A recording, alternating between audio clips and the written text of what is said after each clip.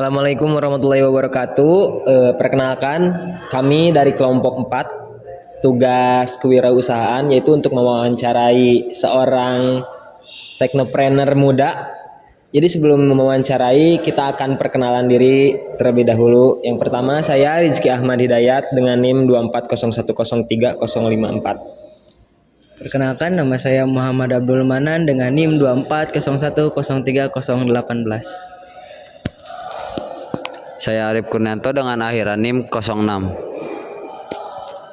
Saya Muhammad Azmi Salman Sidik dengan NIM 240103019. Saya Salma Dwi Nopianda dengan NIM 240103042. Dan itulah anggota dari kelompok kami, kelompok 4. Silakan menikmati wawancara dari kami. Terima kasih. Kali ini saya bersama teknopreneur muda, seorang wirausaha. Sebelumnya boleh perkenalan dulu, namanya siapa? Boleh. Aku perkenalkan ya, nama aku Hadian. Jadi aku aku mahasiswa UMY juga, terus jurusan Ilkom angkatan 23. Oh, 23. Ya. Makasih, Kak. Sebelumnya boleh bertanya soal usaha yang lagi perkembangin sekarang. Nah, untuk mungkin beberapa pertanyaan ya. Kayak boleh nggak ceritain secara singkat bagaimana berdirinya dari awal sampai bisa berdiri sampai sekarang? Untuk awal tuh jadi kayak sebenarnya kan usahanya tuh ini ya, kecoklatan. Jadi itu tuh kayak minuman dan sekarang udah berkembang ada makanannya juga.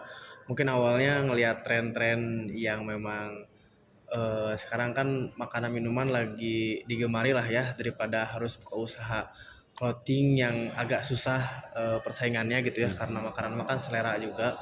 Nah itu mungkin latar belakang kenapa pengen bikin usaha dan yang namanya kecoklatan ini. Jadi sebenarnya pada intinya mah usaha awal tuh jadi minuman kecoklatan yang memang bikinan sendiri lah gitu. Jadi enggak dari enggak dari produk-produk lain. Jadi memang benar-benar produksi di toko sendiri gitu. Jadi dari awal pembuatan sampai bisa jadi minuman itu bikin sendiri ya? Yes, betul. Nah, lalu apa sih ya persiapan pertama yang mulai dari awal itu untuk bisa ngebangun bisnis? Sebenarnya ya pastinya yang pertama kan riset pasar dulu ya. Jadi kayak konsumen itu target pasarnya mau yang ke siapa gitu, mau seperti apa. Terus abis riset itu aku kayak ngeproduksi dulu minumannya, terus kasih testi dulu ke mungkin dari keluarga, dari ke teman-teman. Betul. Rasanya udah kayak gimana, udah ada masukannya, dirubah lagi seperti apa gitu produknya. Kalau udah fix istilahnya cocok gitu, rasanya enak, ya udah langsung gas bikin tempatnya, terus bikin boothnya juga, dan bikin minumannya dulu sih awal-awal. Oh, seperti itu. Lalu kalau misalkan nanyain faktor penting yang bisa ngembangin usaha ini tuh apa sih ya? Faktor pentingnya supaya usahanya bisa kembang sampai sekarang? Sebenarnya terpenting mah harus kuat mental dulu ya, karena yang pastinya kalau misalkan dagang mah untung rugi ya, betul. Terus yang terpenting mah harus berinovasi sih kalau jual makanan atau minuman mah. Jadi kayak dulu kan aku cuman kecoklatan doang, terus sekarang ada tambah variasi dari rasanya, terus kayak nggak cuma kecoklatan, ada kopinya juga, terus ada makanan juga. Jadi terus berinovasi, karena kalau misalkan terus coklat mah kan bosen lah ya orang-orang gitu. Jadi itu juga harus riset, kayak harga-harganya juga harus sebenarnya agak susah ya kalau misalkan harga tuh harus murah, tapi kalau misalkan kita memaksakan harga untuk murah itu justru yang bikin kita jadi hancur gitu. Jadi kita tetap memaksakan harga yang memang untung gitu, untung entah nanti ada karyawannya, untung bayar dari makanannya atau produksiannya. Jadi harus benar-benar dihitung, harus untung, jangan dipaksakan untuk murah gitu. Yang penting kita ada untungnya gitu. Itu sih yang bikin bertahan mah gitu. Nah, kan selama usaha ini kan pasti ada untung ruginya. Nah, boleh nggak ceritain kerugiannya yang waktu itu kayak gimana gitu, sama cara ngatasinnya tuh gimana? Oke, sebenarnya sih kalau misalkan ruginya mah ya disebutnya kalau misalkan memang nggak tahu itu mah faktor juga. Pokoknya waktu itu pernah saya tuh buka cabang lagi di Saranten itu kan Iya. Saranten karena targetnya itu kan ada Algifari ya, itu ada Univ Oh iya, Algifari. sekolah. Tak diharapkan deh itu apa namanya, ada pasar baru lah ya, jadi cabang kedua gitu. Tapi ternyata waktu di buka cabang terus ada Univ itu ternyata kurang peminatnya gitu, jadi mahasiswanya kurang ekspor keluar lah, Iya. kurang pada jajan gitu. Jadi mungkin ruginya di situ karena udah buat booth lagi gitu kan, udah sewa juga, udah ada karyawan juga. Mungkin di situ sih ruginya, jadi karena kurang apa ya, kurang pas buka cabangnya aja sih, itu sih yang rugi di situ. Berarti sampai akhirnya sekarang tutup nggak cabang kedua itu? Itu tutup sih. Oh, tutup. Cuman emang udah ada cabang lagi sih di Cileunyi. Oh, jadi pindah. Enggak, itu emang udah ada sebelumnya. Terus yang Cileunyi, terus yang di Purwakarta juga ada. Sebelum juga ada, itu sempat itu mah kayak franchise gitu. Jadi dia yang buka franchise ke aku gitu ya. Dia buka di Gede Bage. Di Gede Bage juga ada itu. Cuman itu juga udah enggak terlalu ini sih.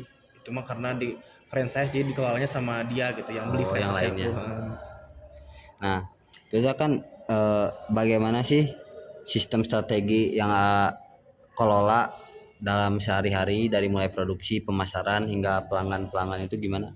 Kalau misalkan masalah produksi itu kalau misalkan yang memproduksi itu ada orang tua aku juga, ibu aku juga yang bikin produksi kayak dasar coklatnya, makanannya seperti itu. Jadi yang itu mengelola si apa namanya, si makanan minumannya. Terus kalau misalkan masalah apa ke konsumen ya, Iya, konsumen. Kalau konsumen sih ya, kalau itu mah konsepnya yang terpenting yang ada juga SOP untuk si karyawannya, yang pastinya kan harus mengistimewakan konsumen lah kasarnya. Jadi biar konsumen tuh first impressionnya harus kayak gimana, harus ramah seperti itu kan, harus sikap konsumen kayak gimana. Jadi sebenarnya yang terpenting ke konsumen mah, se-bad mood apapun pelayan gitu kasarnya, kita harus tetap baik sih ke karyawan, itu aja sih. Jadi kalau masalah konsumen mah intinya mah harus ramah lah gitu aja sih. Senyum terus ya. Ya, senyum terus betul. Nah, kan akan jurusan Ilkom ya. Nah, di kelas tuh kan pasti ada apa, pelajar pemasaran kayak gitu atau kewirausahaan gitu. Nah, menurut AA itu teori dari itu tuh penting gak sih ya dari ngembangin bisnis ini, Teori dari selama pembelajaran gitu? Sebenarnya kalau misalkan ya mungkin ada aja lah pasti ya manfaatnya, ilmu-ilmu yang dapat dari kampus juga kan. Ada kemarin ada pemasaran seperti apa, terus kayak cara mengambil untung rugi itu harus kayak gimana gitu kan. Iya. Dari manajemen perusahaannya, manajemen karyawannya seperti apa, manajemen produksi, distribusi gitunya kayak gimana sih, itu lumayan juga ngebantu lah dari kampus. Ada juga emang hal-hal yang ngebantu menjadi solusi lah gitu ketika bingung, ternyata ada ilmu dari kampus ya, jadi teratasi solusinya gitu. Maaf ya sebelumnya, Islam kan. Nah, bagaimana, percaya nggak kalau misalkan Tuhan itu mempengaruhi keputusan-keputusan penting dalam usaha, terutama saat ngadepin hal-hal yang sulit? Sebenarnya itu mah pasti percaya aja lah ya, karena kalau misalkan di aku tuh ada istilahnya, tetap lah ya, kalau misalkan menjalankan syariat Islam mah pasti ada, karena itu juga bisa kasarnya menunjang lah ya, menunjang perjalanan perusahaan kita gitu kasarnya, yang mudah-mudahan menjadi perusahaan besar gitu. Jadi jadi menunjang itu tuh melalui emang syariat Islam, kayak karyawannya kan kayak wajib sholat misalnya, terus kan kayak gitu juga setiap ada Jumat, atau bahkan sekarang tuh udah tiap hari kayak ada makan siang gitu untuk si karyawan-karyawannya gitu. Ya. Nah, dalam transaksi dengan pelanggan, pemasokan atau karyawan, apa prinsip akhlak yang selalu junjung tinggi? Bagaimana hal itu berdampak pada kepercayaan terhadap pihak lain? Ya pastinya kalau masalah kepercayaan mesti ya kejujuran lah ya. Kalau misalkan entah itu kejujuran dari saya pribadi gitu, dari karyawan-karyawan kayak gimana gitu, terus masalah harga ke konsumen ya, itu sih pasti terpenting mah. Masalah kepercayaan mah ya kejujuran aja sih gitu. Seperti itu. Nah, dari tadi kayak tadi karena yang sholat gitu, istirahat. Nah, bagaimana sih ya nyeimbanginnya antara kewajiban ibadah kayak sholat, puasa kayak gitu sama kesibukan dalam ini Kerja. ya dalam kerja. Kalau misalkan itu mah sholat mah sih dari kita juga, kalau misalkan emang kan ada 2 shift ya, ada yang nanti mungkin kebagiannya sholat zuhur dan juga shift malam kan kebagiannya berarti maghrib sama Maghrib, isya. isya. Itu kan dari kita juga emang mau kasarnya ya, kalau emang ini mah kasarnya wajib untuk Iya. tutup untuk sholat gitu. Terus kalau misalkan ada puasa pun kita bukanya dari sore gitu, dari sore ke malam sampai sholat isya. Jadi taraweh itu, kalau misalkan taraweh berarti yang jaganya yang perempuan gitu, karena yang cowok mah kan nanti taraweh gitu ya. Jadi dibukanya seperti itu kalau misalkan lagi puasa mah, jadi dari sore sampai malam gitu dagangnya. Oh berarti karyawannya juga cewek cowok gitu. Cowok ada.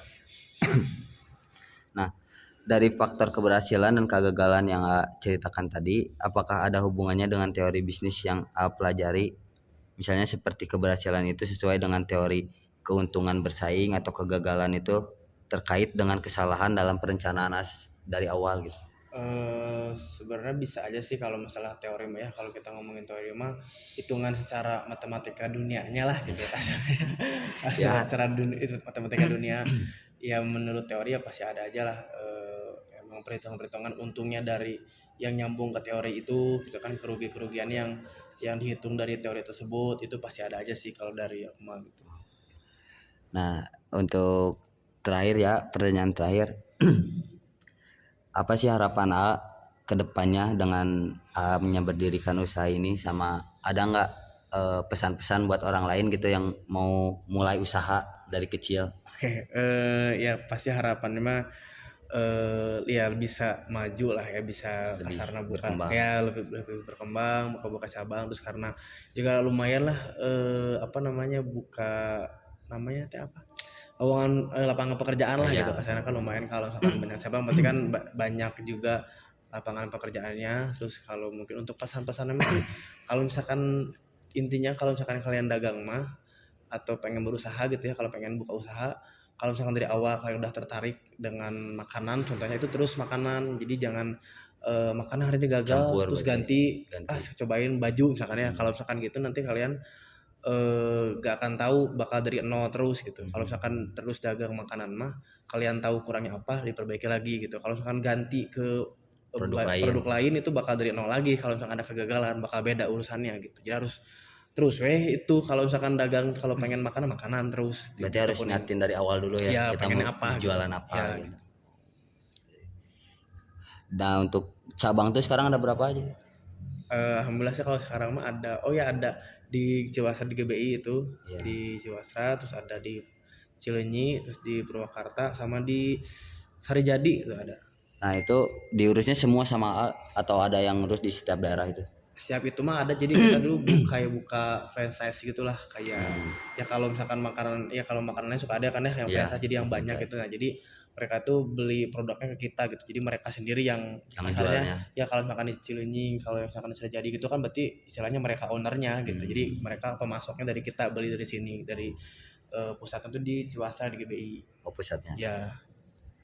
Ya udah, paling segitu aja sih ya untuk pertanyaan-pertanyaan. Sebelumnya makasih, maaf juga ngeganggu waktunya. Mungkin sekian wawancara dari kelompok kami.